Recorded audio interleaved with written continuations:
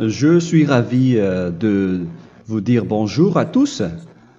Nous sommes arrivés au moment où nous allons pouvoir avancer dans l'enseignement, c'est-à-dire avec la parole du Père Yava et de Yahushua. Nous allons suivre le numéro 16 de l'enseignement pour aujourd'hui. Donc nous sommes à nouveau arrivés au moment où nous allons pouvoir avancer avec l'enseignement qui porte le numéro 16 pour notre enseignement d'aujourd'hui. Et le titre de l'enseignement, c'est que vous devez être baptisé par Elia lorsque vous êtes convaincu. Et je vais continuer pour que vous soyez sauvés, pour que vous ne péchez plus. Justement, donc, vous devez être baptisé. Mais pourquoi devez-vous être baptisé? Pour quelle raison? Lorsque vous êtes vraiment convaincu, excusez-moi, la loi dit que il faut faire de toutes les nations des disciples et les baptiser après. Nous allons lire cette parole d'abord, qu'il faut faire de toutes les nations des disciples et les baptiser après, selon le livre de... Qui déjà? Marc. Attendez d'abord. Non, c'est Matthieu 28.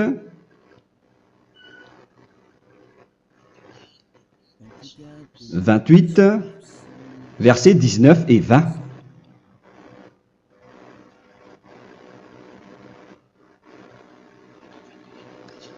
Matthieu 28, 19, 20.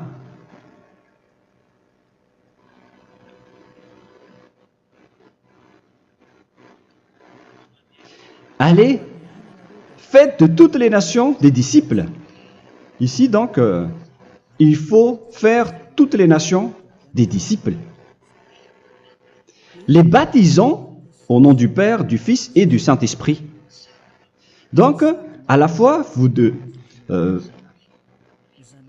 il faut les enseigner à observer tout ce que je vous ai prescrit. Donc, en enseignant une personne, c'est comme ce que Elia fait en ce moment. Après, donc, il faut baptiser cette personne qui est convaincue par l'enseignement.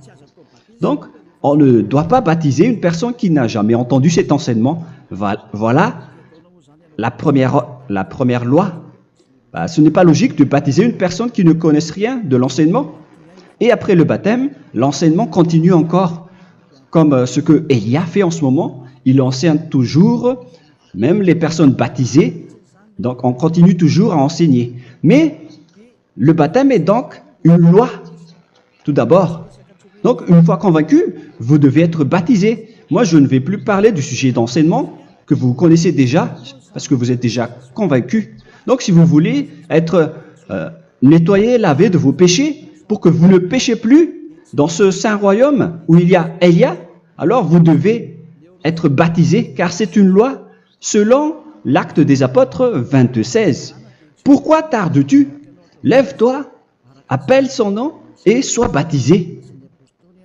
C'est dans Actes des Apôtres, chapitre 22, verset 16. Actes des Apôtres 22:16. Nous allons lire ensemble cette parole. Et maintenant, que tardes-tu? Lève-toi, sois baptisé et lavé de tes péchés en invoquant le nom de Dieu. Donc, une fois qu'une personne est convaincue de cet enseignement, comme vous qui m'écoutez en ce moment, la loi pour vous, c'est que vous devez invoquer son nom. C'est-à-dire que le nom est important pour répondre aux personnes qui disent que ce n'est pas le cas, en disant que si vous croyez, c'est suffisant. Sachez que c'est un enseignement du diable pour ceux qui disent cela. Au contraire, il faut invoquer son nom, car c'est celui qui invoque le nom de Yahva qui sera sauvé. On vous a déjà enseigné cela. Donc, il faut que vous vous levez, il faut invoquer son nom. Il ne faut plus attendre. Vous ne devez plus attendre ni hésiter. La loi vous dit, levez-vous. On vous dit aujourd'hui, on vous ordonne aujourd'hui de vous lever. N'hésitez plus. Et après, vous devez invoquer son nom en vous rapprochant du royaume de Yahushua, de l'église de Yahushua, d'appeler tous les responsables au téléphone, même pas au téléphone, il faut directement assister à l'assemblée de Yahushua dans cet endroit, car il faut que tu te lèves et sois baptisé en invoquant son nom. Et c'est ici, à l'église de Yahushua, que vous devez invoquer son nom. Alors, c'est une loi, vous ne devez plus rester dans votre maison et il faut nous rejoindre maintenant. Soyez baptisés en Yahushua et non pas en Jésus, car les baptêmes que vous avez faits auparavant n'est pas le baptême en Yahushua. Donc, votre baptême n'existe pas du tout. Et votre baptême, au contraire, il est pire.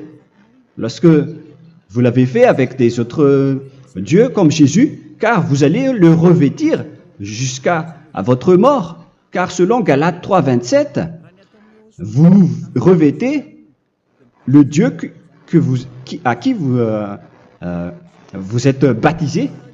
Comme par exemple, si vous êtes baptisé en Yahushua, vous revêtez en Yahushua. Mais les fidèles de Jésus, ils revêtent Jésus. Alors que vous voyez bien que ce Dieu, c'est un faux Dieu qui n'ôte pas les péchés, qui vous jette en enfer et qui n'existe même pas.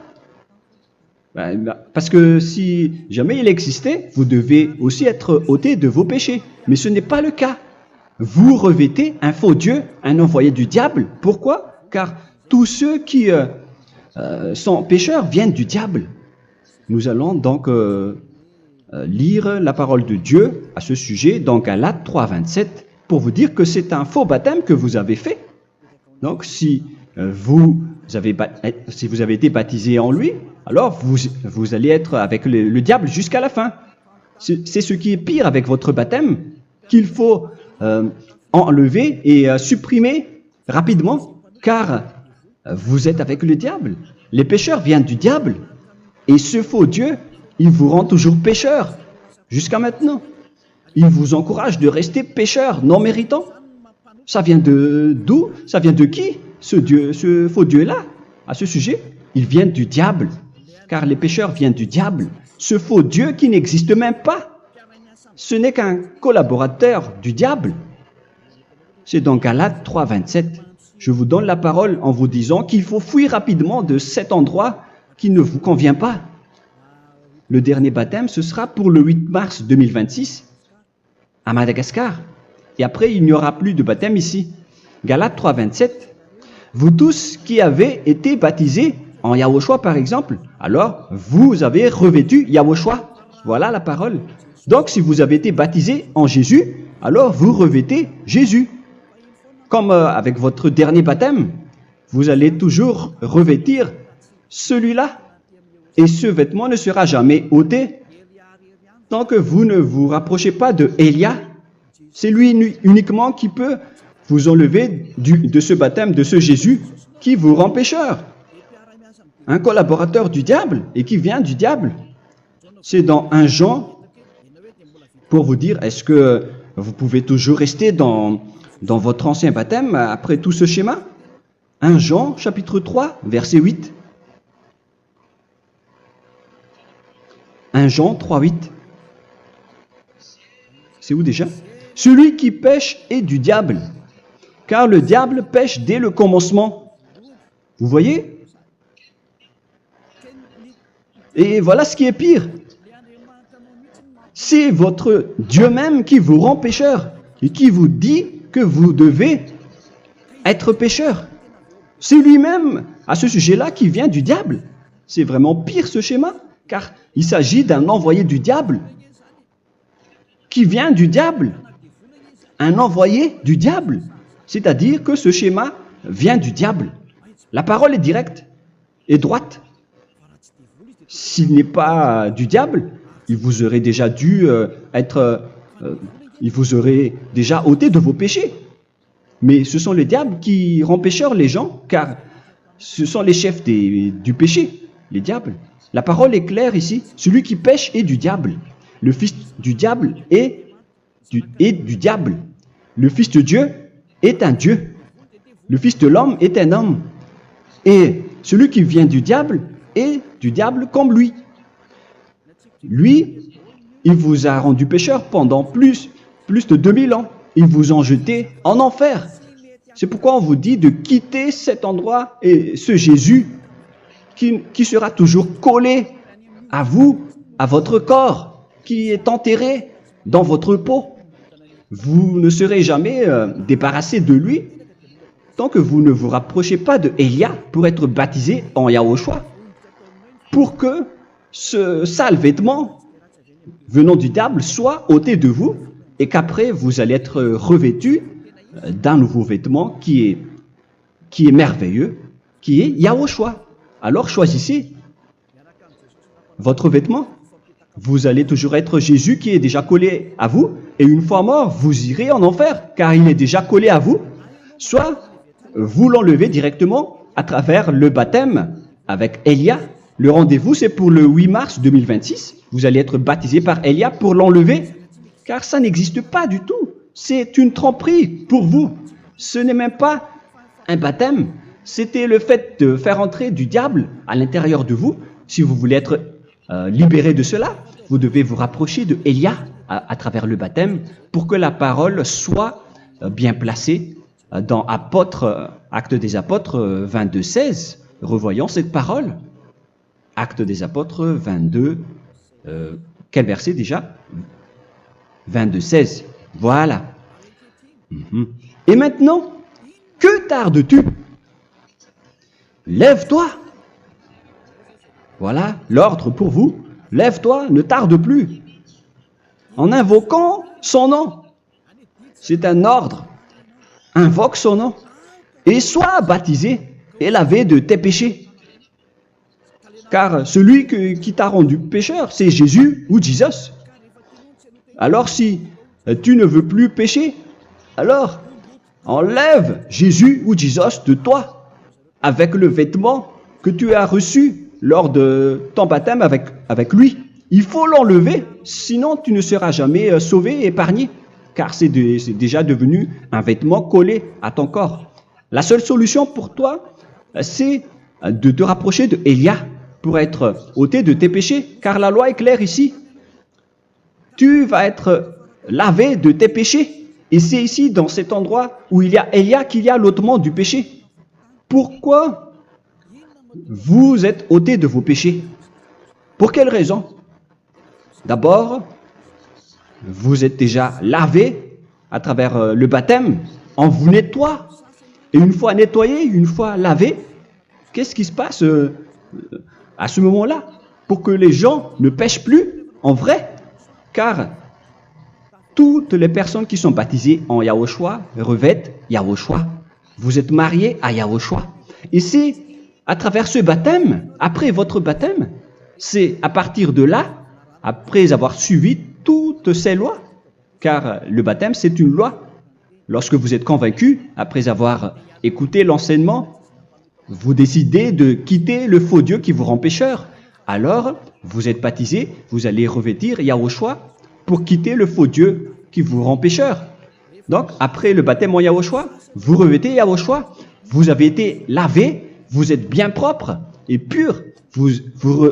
Vous êtes sorti comme une personne originale qui est merveilleux, très merveilleux devant le Dieu d'Abraham. Vous êtes complètement purifié jusqu'à votre fond de conscience à travers ce baptême venant du sang de Yahushua qui vous nettoie jusqu'au fond de toutes vos pensées, car le baptême marque la mort de Yahushua.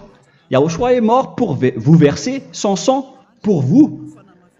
Tout cela confirme votre relation avec Yahushua, car le baptême vous dit que vous êtes mort ensemble avec Yahushua et vous êtes ressuscité ensemble avec Yahushua. Vous avez été enterré avec lui et vous avez été ressuscité avec lui dans la vie éternelle. Voilà la vie avec Yahushua et le baptême avec Yahushua. C'est pour montrer la bonté de Yahushua pour chacun de vous concernant cette merveille. Voilà, le baptême, c'est la mort avec Yahushua. C'est pourquoi je vous ai dit, en même temps, c'est la mort pour vous et c'est aussi votre purification. C'est dans Romains, chapitre 6, verset 4. Nous avons donc été ensevelis avec lui par le baptême en sa mort, afin que, comme Yahushua est ressuscité des morts par la gloire du Père, de même, nous aussi, nous marchions en nouveauté de vie. Donc, on était morts avec Yahushua à travers le baptême, et c'est après aussi que nous avons été ressuscités vers la nouvelle vie. Verset 5. En effet, si nous sommes devenus une même plante avec lui par la conformité à sa mort, nous le serons aussi par la conformité à la résurrection. Nous voyons bien ici que nous étions morts ensemble avec Yahushua à travers le baptême. Nous étions morts ensemble avec lui. C'est clair ici. On parle ici du sujet du baptême. Nous avons donc été ensevelis avec lui par le baptême en sa mort, mais pas avec autre chose. C'est clair alors à travers cette parole que c'est à travers ce baptême que nous allons avoir la même geste que Yahushua. Donc si vous voulez être ôté de vos péchés, vous devez entrer dans le baptême. Et une fois baptisé, la personne est intégrée directement au ciel des cieux. Mais il y a des étapes à suivre avant d'arriver là-bas, hein, ce que je suis en train de vous enseigner en ce moment, car l'objectif du baptême, avec la mort et la résurrection, et l'enterrement, après la fin de votre chemin, c'est le ciel des cieux. Et on parle de vous en tant que vivant. C'est dans Éphésiens chapitre 2, verset 6. Éphésiens 2, 6. Et il nous a ressuscités ensemble, c'est-à-dire ressuscités avec Yahushua après le baptême, et nous a fait asseoir ensemble dans les lieux célestes en Yahushua, c'est-à-dire au ciel des cieux. Voilà donc les avantages des personnes baptisées en Yahushua, ceux qui ne pêchent plus. Et l'objectif, les excuses, l'objectif, c'est d'accomplir la parole de Yahushua qui a dit « Ne péchez plus ». C'est ça l'objectif du baptême. Le baptême, c'est que vous n'allez plus jamais pécher. Selon la parole de Yahushua, qui se trouve où déjà? C'est dans Jean chapitre 8, verset 11. Jean 8, 11. Excusez-moi. Elle répondit, « Non, Seigneur. » Et Yahushua lui dit, « Je ne te condamne pas non plus.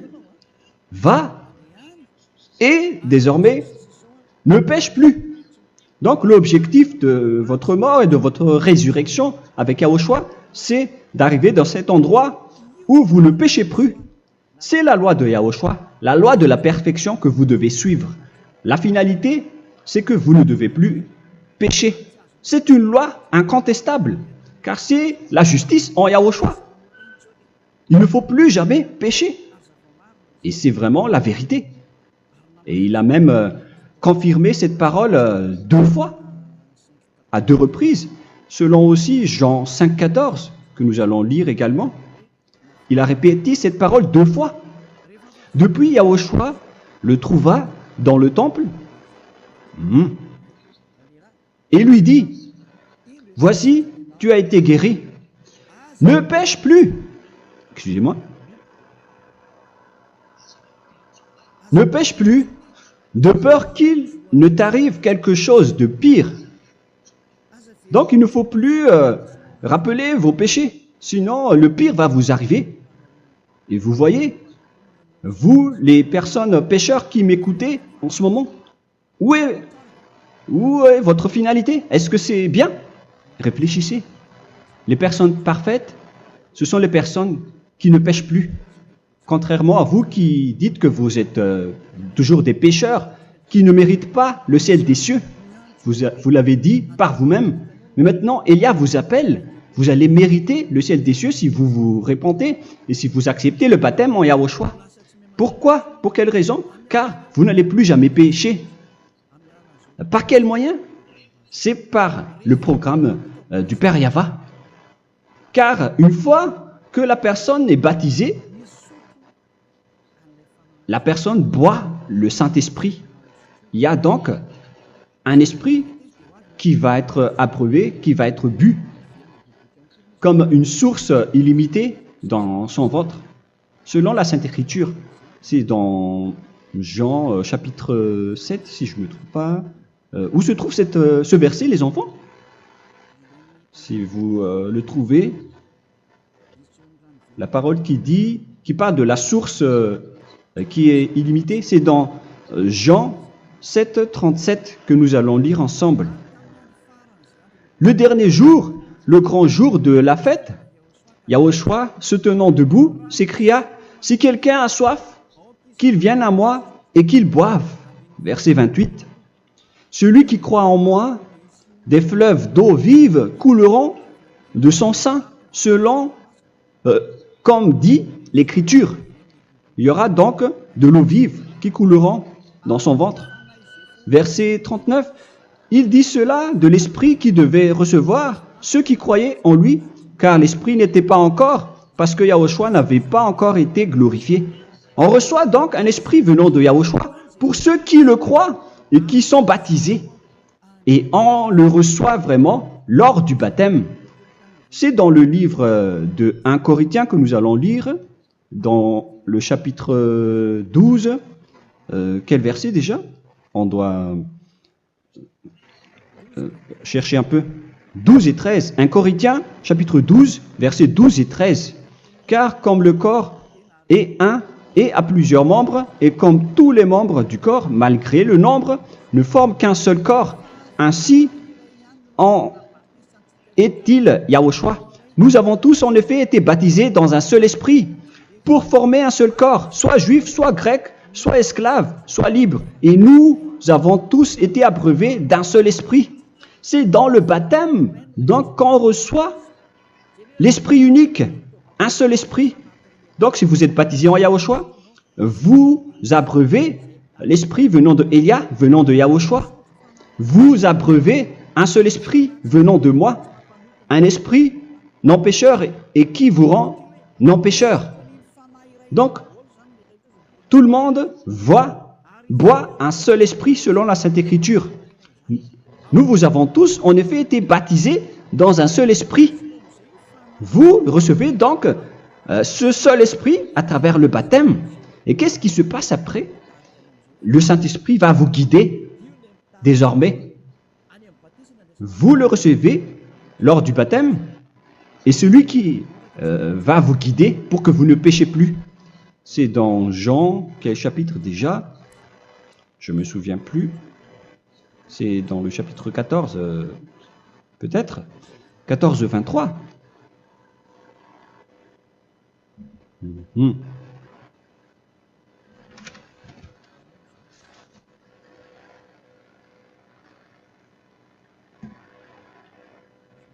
Où il est passé déjà? La parole qui parle de l'esprit qui nous guide. Mais je ne me souviens plus lorsqu'on en a besoin. Où est cette parole, les enfants? Où se trouve cette parole? Oui, c'est 14, 26. Jean chapitre 14, verset 26. Mais le consolateur, l'Esprit Saint, que le Père enverra en mon nom, vous enseignera toutes choses et vous rappellera tout ce que je vous ai dit. La parole de Dieu précise bien ici que le Saint-Esprit, qui est le consolateur, à la fois donc il est consolateur, il est envoyé par le Père en mon nom, il vous enseignera toutes choses et vous rappellera tout ce que je vous ai dit. C'est le Saint-Esprit donc qui vous enseigne, qui vous guide avec toutes les choses que vous avez besoin dans votre relation avec Yahushua. C'est lui qui est le vrai enseignant, le vrai guide, qui vous guide dans votre chemin. C'est dans Jean 16, 13, peut-être. C'est dans Jean 16, 13 que nous allons lire ensemble. Quand le consolateur sera venu, l'Esprit de la vérité, il vous conduira dans toute la vérité. Il vous conduit, il vous guide, il vous enseigne en même temps. Et à quel moment vous allez faire du mal à ce moment-là? Car en tant que consolateur, il vous frappe, il vous gronde. Il vous gronde à travers votre esprit, à travers votre conscience. Et c'est vraiment dur. Hein. Vaut mieux être attrapé par un taureau que d'être attrapé par sa conscience. Donc c'est à travers votre conscience qu'il vous guide. Mais si vous ne voulez pas être consolé ni conseillé, si vous ne voulez pas être corrigé, vous revenez vers le mal, 7 fois plus de mal. C'est pourquoi les gens quittent Yahushua, car ils ne veulent pas être consolés et guidés par le Saint-Esprit venant de Yahushua. C'est pourquoi les gens quittent et abandonnent Yahushua, car ils veulent toujours continuer à faire du mal. Mais si une personne veut vraiment être avec Yahushua, avec son cœur, cette personne ne sait plus faire aucun mal. Il ne sait plus faire ça, car elle est déjà guidée par le Saint-Esprit. Quels sont alors les fruits du Saint-Esprit, le résultat du Saint-Esprit avec une personne? Mais le Saint-Esprit existe bien, ainsi que ses résultats. Voilà. Nous allons voir d'ailleurs les fruits du Saint-Esprit. C'est dans quel verset, les enfants? Je ne me souviens pas non plus. Je vais également donc la rechercher. Nous allons voir un peu les fruits du Saint-Esprit que je vais rechercher rapidement et rechercher un peu. Celui ou celle qui le voit en premier, vous me le dites directement la réponse.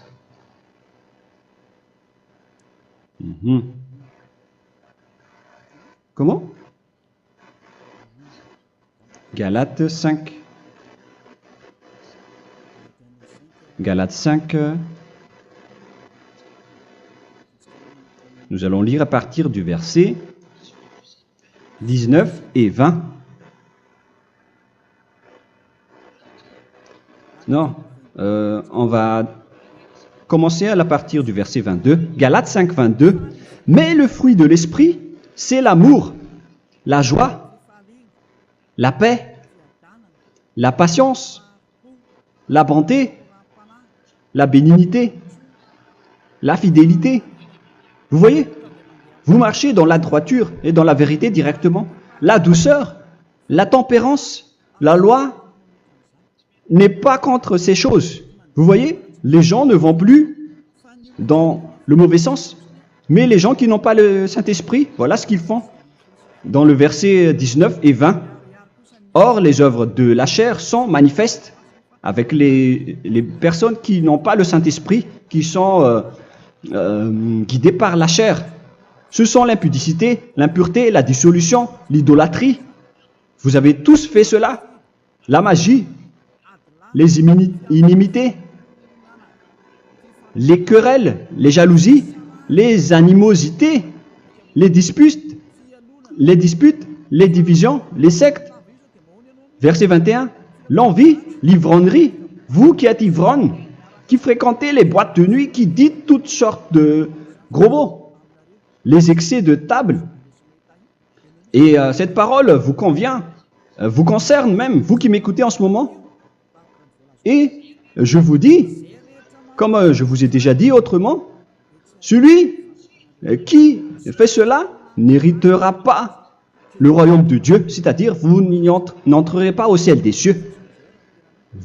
C'est valable pour vous les pécheurs. Vous pouvez vous mesurer par vous-même, vous qui êtes avec Jésus ou Allah. La parole est claire pour vous, vous n'irez jamais au ciel des cieux.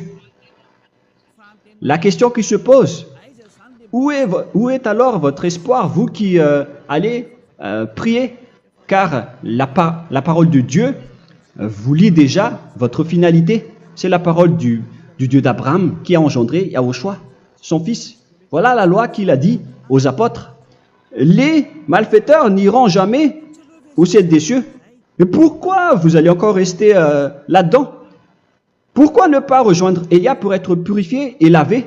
Rapprochez-vous de Élia pour que votre esprit soit sauvé. Le dernier baptême aura lieu pour le 8 mars 2026. N'attendez pas ce dernier jour.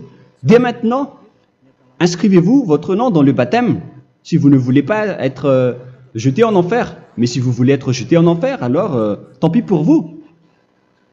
Alors que vous avez peur de mourir, et vous allez chez le médecin lorsque vous êtes malade, vous avez peur du feu de charbon, alors que ce n'est qu'un petit feu de charbon. Là, on parle de l'enfer. Hein. Alors, il faut bien réfléchir et soyez bien conscients. Voilà donc le sujet du Saint-Esprit. Maintenant, nous allons lire le livre des Éphésiens. Éphésiens, chapitre 4.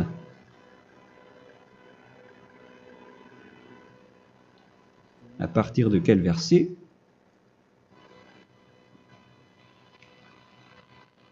Allons-y. Je dois relire un peu car il y a plusieurs paroles ici.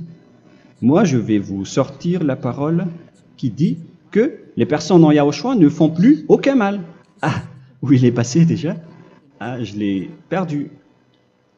Attendez d'abord. Donc, Éphésiens.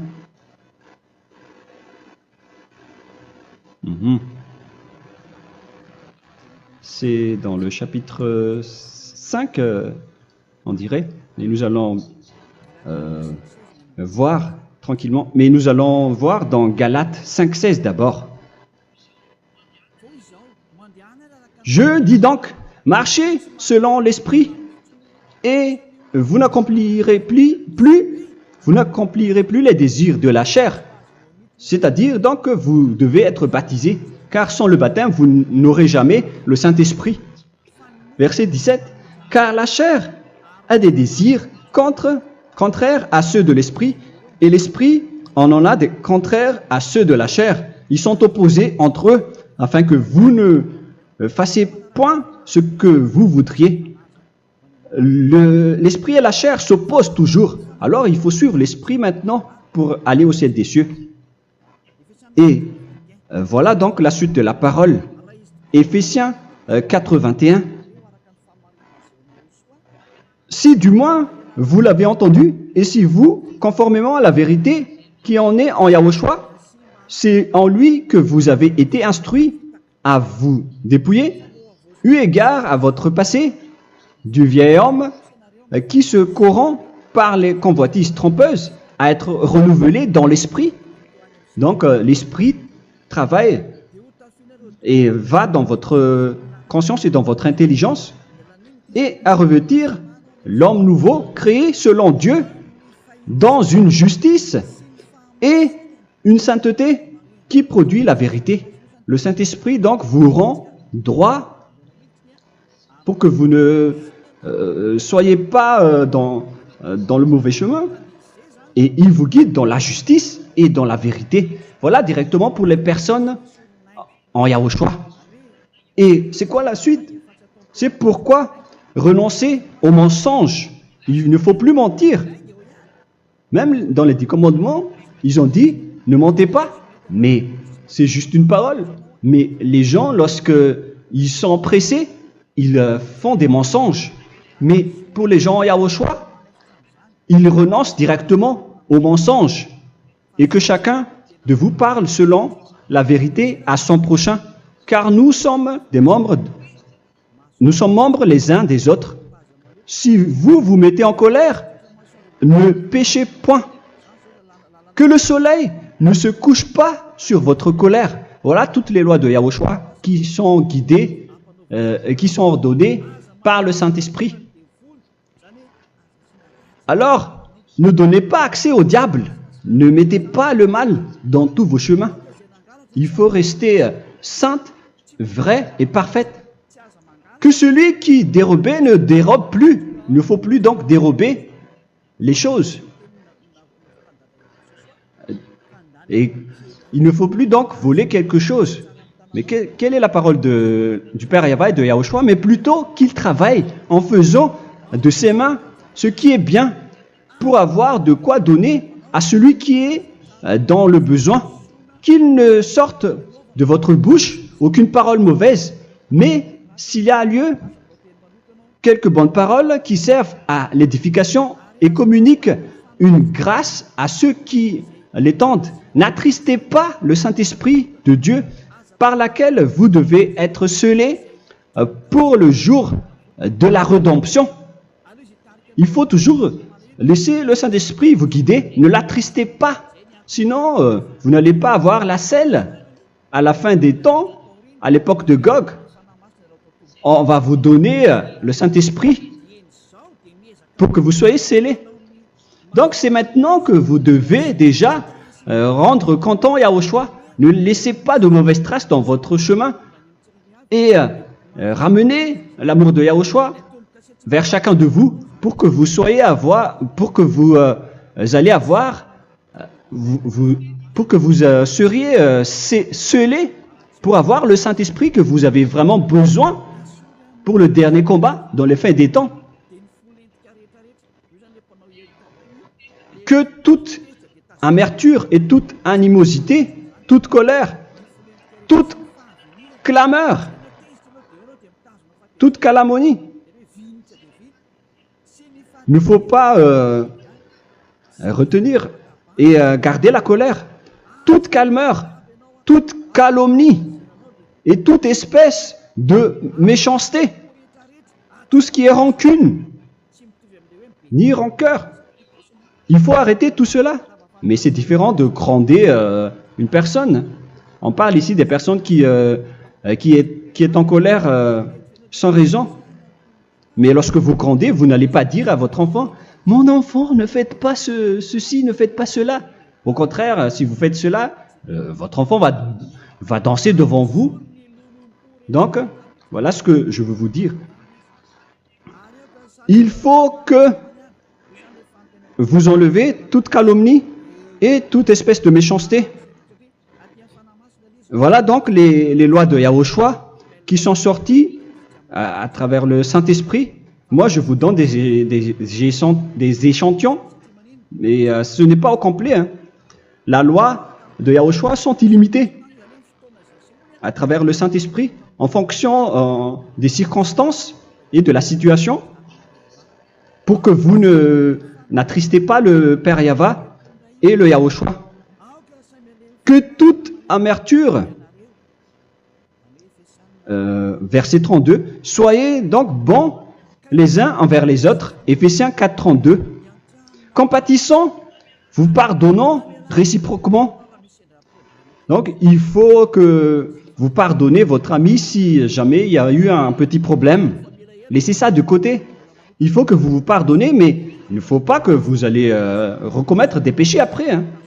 En Yahushua, lorsque vous vous pardonnez, après il n'y a aucune rancune, comme lorsque Yahushua vous a pardonné. Mais ce n'est pas que vous allez encore revenir dans le péché. Non, non, non. C'est dans Hébreux 10, 26 qui parle des péchés volontaires. Hébreux.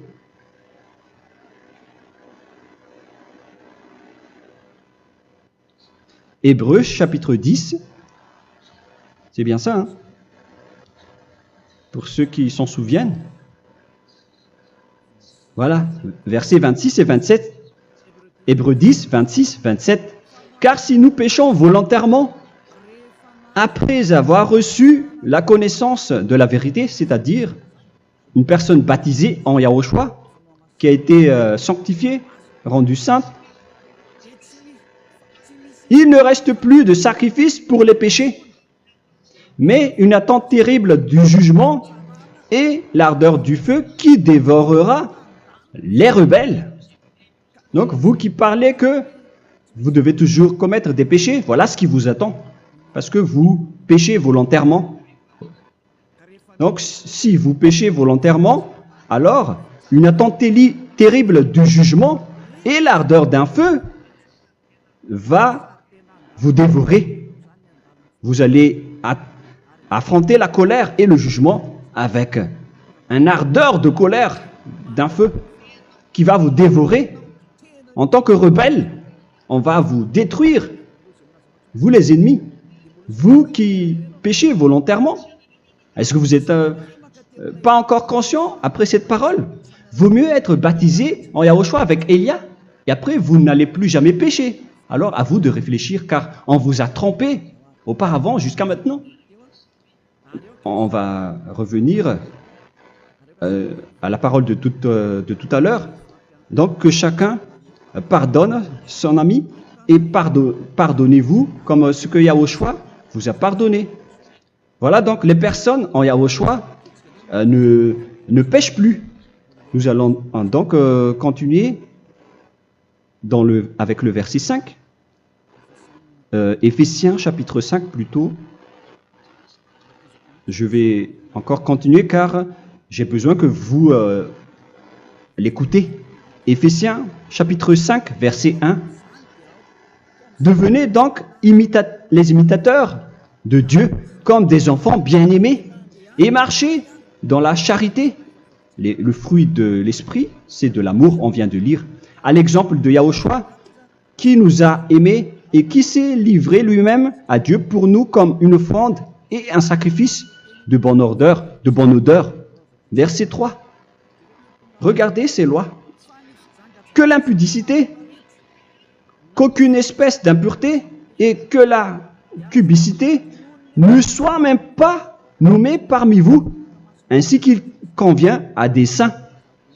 C'est bien clair alors ici qu'il ne faut pas faire l'impudicité ou parler de tout ce qui est adultère, impudicité, qu'aucune espèce d'impureté, tout ce qui est impur, l'abomination, la profanation et tout ce qui parle autour de ce sujet, n'en parlez jamais. Et que la cupidité ne soit pas nommée parmi vous, ainsi qu'il convient à des saints, y compris l'impudicité, l'abomination. Même juste en parler, ce n'est pas autorisé. Vous voyez que c'est vraiment différent. Lorsqu'on est en Yahushua, la cupidité, c'est-à-dire parler dans le dos des autres, qu'on n'entende ni parole de déshonnêteté, ni des propos insensés, ni des plaisanteries, choses qui sont contraires à la bienséance, qu'on entende plutôt des actions de grâce, car sachez qu'aucune impudique ou impure ou cupide, c'est-à-dire idolâtre, n'a d'héritage dans le royaume de Yahushua et de Dieu. C'est-à-dire, il ne faut pas s'allier avec les malfaiteurs. Les enfants du mal, ne vous alliez pas avec eux. N'acceptez pas ce qu'ils font. Ne collaborez pas avec eux. Ne cachez pas le mal qu'ils font. Car sinon, directement, votre sainteté va être détruite. La parole est claire. Ne vous alliez pas avec ces derniers, car vous allez être le fils du mal, qui n'est pas dans la vérité. Verset 8. Autrefois, vous étiez ténèbres, et maintenant, vous êtes lumière dans Yahushua. Marchez comme des enfants de lumière, car le fruit de la lumière consiste en toutes sortes de bonté, de justice et de vérité. Voilà, lorsqu'on est avec le Saint-Esprit, on est toujours dans la lumière, dans la bonté et dans la justice. Il faut que vous pensiez à la volonté de Yahushua, à ce qui est agréable à Yahushua. Verset 11. Et ne prenez point part aux œuvres infructueuses des ténèbres, mais plutôt condamnez-les. Ne faites pas l'alliance avec le diable. Ne faites pas l'amitié du diable. Ne faites pas des complots ou des compromis avec le mal pour les cacher. Alors, il faut plutôt les condamner, car il est honteux de dire qu'ils font en secret. Mais tout ce qui est condamné est manifesté par la lumière, car tout ce qui est manifesté est lumière. C'est pourquoi il y a la comparaison dans le Nouveau Testament, pour dire il faut que vous réveillez de votre sommeil pour que Yahushua vous illumine. Verset 14. C'est pour cela qu'il est dit, réveille-toi, toi qui dors, relève-toi d'entre les morts. Prenez donc garde de vous conduire avec circonspection. Si vous suivez donc le Saint-Esprit, vous ne faites plus aucun mal. Alors, il faut en profiter de faire du bien. Ne faites plus le fou. Et connaissez la volonté de Yahushua. Ne vous envrez pas de vin. Ce n'est plus bien de faire cela. C'est de la débauche. Soyez au contraire l'empris de l'esprit. Entraînez-vous par des psaumes et des hymnes et par des cantiques spirituels, chantant et célébrant tout votre cœur les louanges de Yahushua. Rendez continuellement grâce à toutes choses à Dieu Père au nom de notre Seigneur Yahushua. Voilà, c'est suffisant. Je viens de vous donner les lois de la Nouvelle Alliance qui n'est pas du tout associée aux 10 commandements.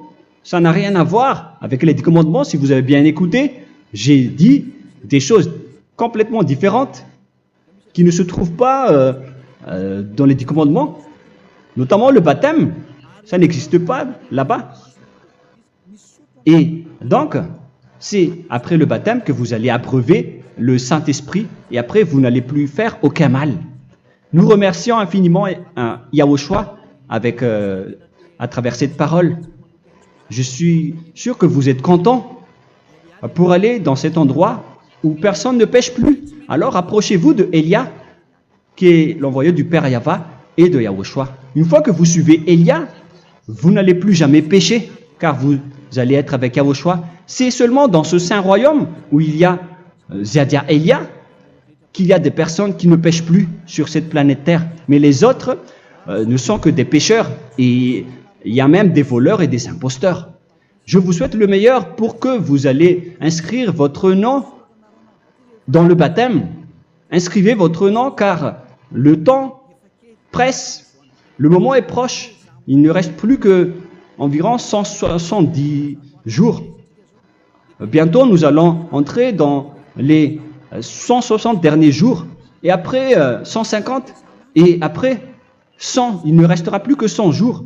Alors, faites le maximum d'efforts. N'attendez pas le dernier moment pour inscrire votre nom. Parce que si vous mourrez avant, qu'est-ce qui va vous arriver?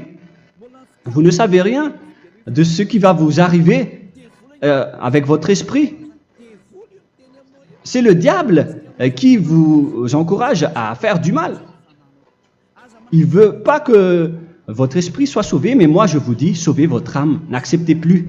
Suivez Yahushua à travers Elia qu'il a envoyé parmi vous. On m'a envoyé pour vous sauver. Alors, rapprochez-vous de lui maintenant. N'ayez plus peur de personne. Sauvez votre esprit, car les humains sont comme vous. Ils ne vous sauvent pas, ils ne peuvent pas vous sauver. Mais sachez que votre esprit va être jugé. Et sachez aussi que vous ne pouvez pas vous battre avec le Dieu d'Abraham. Alors sauvez votre esprit, rapprochez-vous de Elia, nous irons en Yahushua, car c'est à travers moi que vous pouvez l'approcher. Prions ensemble. Merci infiniment Père Yahva pour toutes ces paroles. C'est vraiment du salut, de la miséricorde et de la vie éternelle. Faites en sorte que les gens connaissent cette vraie parole que je suis en train de leur donner, car c'est de l'amour et c'est du salut pour eux. Sauve-les, Père Yahva, pour qu'ils soient conscients de la vérité. Ce qu'ils ont fait auparavant ne sont pas du tout vrais. Voilà le vrai salut pour eux. Père Yahva, tu es le Dieu de toutes les choses. Tu es le Dieu du ciel des cieux. Tu es le Dieu de Yahushua. Tu es le Dieu de Ziadia Elia. Ouvre la conscience des gens pour qu'ils écoutent cette vérité, pour que chacun court pour prendre une décision et pour qu'ils n'attendent plus personne pour se rapprocher de toi, Père Yahweh et Yahushua. Donne la force à chacun pour qu'il te cherche. Sauve les gens, Père Yahweh, pour qu'ils échappent à la destruction de leur chemin et de leur esprit. Pour qu'ils écoutent la parole de Élia venant de toi, Père Yahweh, et de toi aussi, Yahushua. Sauve les gens. Et je suis confiant que tu vas vraiment sauver les gens pour que tu ouvres tes portes pour terminer cette période de salut. Merci, Père Yahweh. Gloire éternelle à toi. Je demande tout ça aux Malagasy et au reste du monde. Pour les Malagasy, il reste encore quelques mois qui n'est plus beaucoup pour eux. Mais pour les autres nations, ils n'ont pas aussi beaucoup de temps pour se rapprocher de toi, mais il en reste encore un peu pour eux. Gloire à toi, Père Yahweh. Et au nom de toi, Yahushua, je fais toutes ces paroles. Alléluia, Amen. Voilà donc pour notre enseignement d'aujourd'hui. Que Yahushua vous bénisse et à la prochaine. Au revoir.